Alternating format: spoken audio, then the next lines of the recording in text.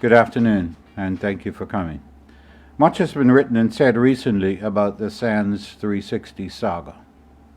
Before I head down that road, though, I think it is important to remind you of the distinguished history of Sands Secondary School. Let me first declare my double interest. Firstly, I'm a graduate of that institution. Before it was a middle school, and secondly, one of the founders of the school in 1927 to provide secondary education for black children in the West was my great-aunt, the legendary Nurse Ella Scott. She was a registered nurse who founded a nursing home and tennis club, a suffragette, and was one of the first women in Bermuda to run for a seat in Parliament. She became a legend in the West End after co-founding the Sands Secondary School. She was its driving force for many years, even mortgaging her own home in the early years to raise funds to keep the school open. No doubt that Sands 360, Bermuda Sports, Aquatic, and Enrichment Center, its full name, was started with those same intentions. A nonprofit organization and an active community center that offered a host of health development activities and other community programs. The center essentially catered to the community around the western end of the island.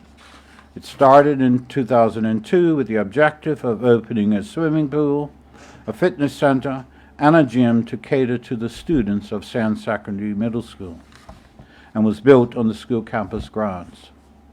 In its heyday, it grew far beyond a basic community center, enhanced all its facilities, and catered to several thousand members. Although it worked on membership, anybody, including visitors, could access the facilities by paying a daily rate. A variety of programs and activities were offered for all ages, including youth, adults, and seniors. It is important to remind of that historical background, since all the noise around the current situation suggests malintent. Notwithstanding, it ended in disaster. I'm going to now catalog events leading up to today, and I ask that particular note be taken of the dates that I mentioned. On the 22nd of December 2012, Trevor Munnis is appointed Minister of Public Works.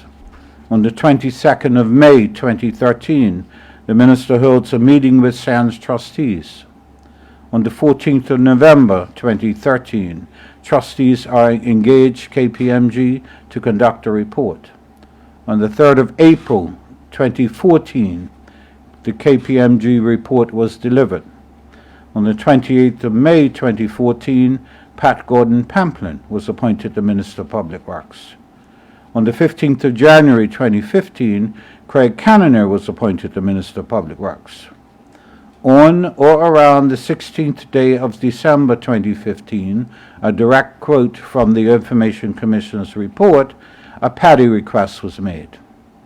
18th of July, of course, I was appointed the Minister of Public Works, and on the 27th of May 2019, the Information Commissioner's decision was issued.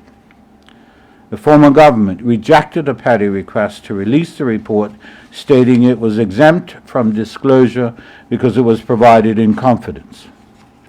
I will leave it to others to ask why a PADI request lied dormant for almost 3 years without even a whisper. Then suddenly in 2019, an order for its release is issued. I'm advised that Trevor Munnis at the May 2013 meeting agreed with the trustees to provide their grant funding if they commissioned the KPMG report to conduct the review, the cost for which was estimated in the engagement letter at between $120,000 and $150,000. With regard to the total funding for Sands 360, I'm advised further that funding came from a number of government entities. The request was referred to the Ministry of Finance, who have access to all government financial disbursements, and that is where that request lies. With all that said, I can report today that following further legal advice, consultation with the trustees in KPMG, I will instruct the Department of Public Lands and Buildings to release the redacted report electronically immediately following this conference. It is a 101-page report that those who wish to print it may do so. The redactions have been carried out in accordance with the directive of the Information Commissioner and all refer to personal information exclusions per Section 23(1) of the Paddy Act. Clearly, this is something that two OVA ministers, at least, could have resolved rather than the ridiculous circus they have engaged in of accusing the present government of hiding something, particularly in light of their recent utterances to release the report. I am pleased to release the report following the revised legal advice from the Attorney General's Chambers, who conducted the review. Thank you.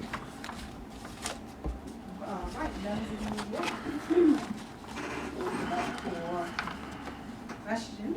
You want to start with Ryan and then turn it to Fiona and then Dennis? Let's turn it off first. I don't. This subject to you. Thank you, Minister. Fiona at the Royal Gazette. Just wanted to check, is it solely new or different legal advice that has changed your position on this? Legal advice received today Can you tell us what that was? that the report could be released. So it was, your understanding previously had been that it couldn't, and you've been Well, advised today that it's the case that it can. I'm not going to get into the lawyer's mind, but the advice that I received previously was that the report could not be released because it wasn't commissioned or paid for by us. That advice has now changed, and so I'm following it as I did previously. Sure. And what do you think then it will mean for members of the public once this I don't report's think it'll released? mean a whole hill of beans, quite frankly. All of the information is already in the public domain.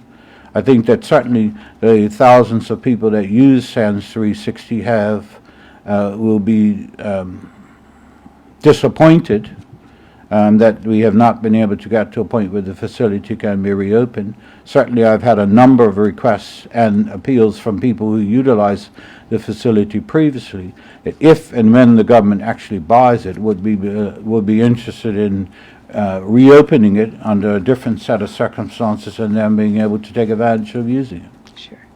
And just with regards to some comments you made in House of Assembly last, I think it was early hours of Saturday morning, with regards to the most recent Information Commissioner's annual report of 2018, there was a list of figures that you had read out with regards to reasons for refusal for requests, and it seemed to be that you were suggesting that these were actually requests refused from the Information Commissioner. Just wanted to check if, I think the question has been put to your Department of Communications, that perhaps the inference that you'd made about those figures might not be quite accurate. Have you had time to clarify those figures at all? I've had no requests from anybody that it might be accurate. The report is available online from the website of the Information Commissioner, and what you're suggesting, I was implying, is in fact incorrect.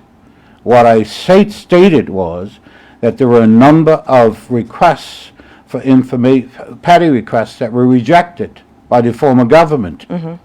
And so my point was that it's a normal course of events that you get requests, and some are adhered to and some are not. And so the suggestion by both your newspaper and the opposition that my rejecting this particular request was unique and singularly outstanding is false.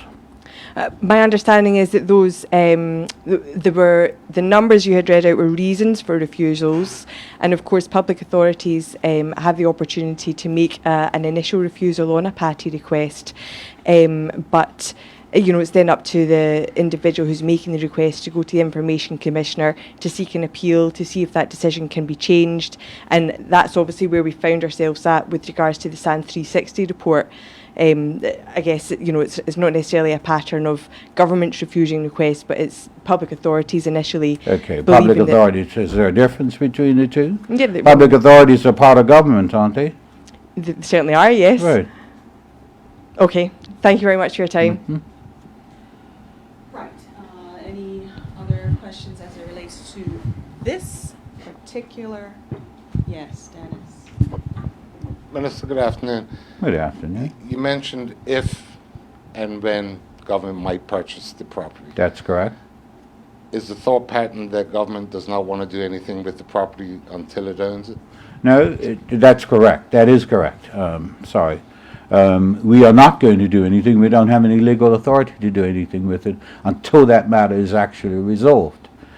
What has happened since the passage of the permission to purchase it in the House of Assembly is that the negotiations with HSBC have stalled as a result of a third party laying a claim to some indebtedness from the trustees of SANS 360. And until that is resolved, we cannot proceed, and we're not willing to do so until all matters are resolved and we have a clear hand and clear title to the property to then be able to decide what next to do with it. So in essence, the controlling party of the property is the bank. That's correct. They're owed, I think, in excess of $9 million. Any thoughts what government would like to do with the property? Plenty. Including None that I'm willing to share from this podium, because none of them have come to fruition. But what I will say from this podium is that a number of private individuals have expressed an interest in responding to any type of outreach that we may have in case we wanted to have a private sector entity run the facility. Right. Members of the media, are there any questions, further questions regarding this particular announcement today? Anything to do with any other initiatives with the Ministry of Public Works? No? Right. Thank you very much, members of the media, for attending today. We appreciate your presence.